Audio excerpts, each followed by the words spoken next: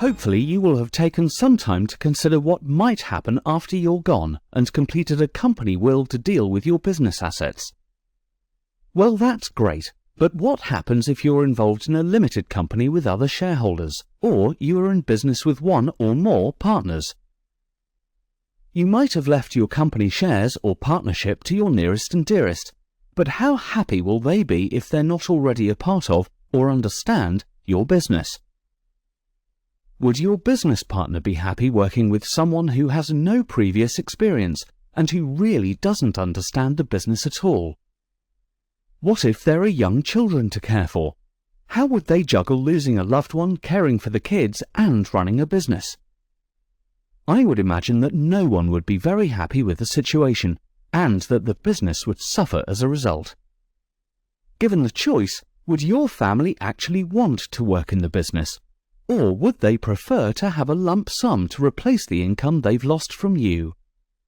I think you probably know the answer to that. But are there sufficient funds in the business to pay a lump sum or regular income to the deceased director's family? No? Few businesses have the resources to pay this these days, even if they sell off assets. The clever ones take out a life assurance policy, paid for by the business, to create a lump sum to cover just this eventuality. Now everyone is happy. The surviving family has the funds to help them compensate for the deceased director's lost salary and don't have to worry.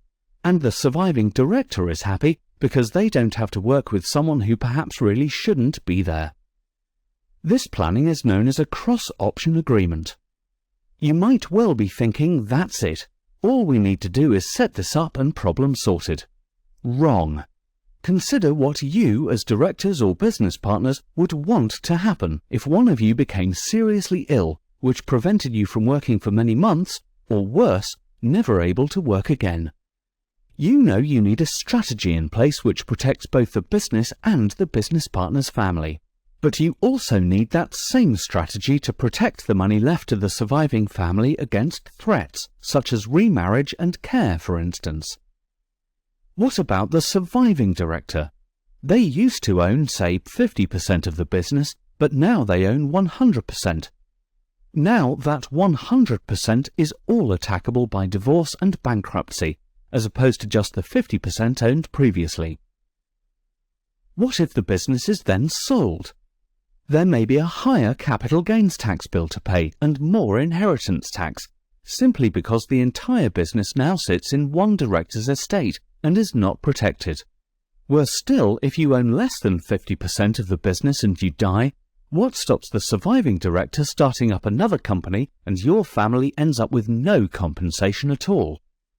Sorting all of these details is a lot easier when you can discuss it with a trusted advisor, one with plenty of experience to guide you.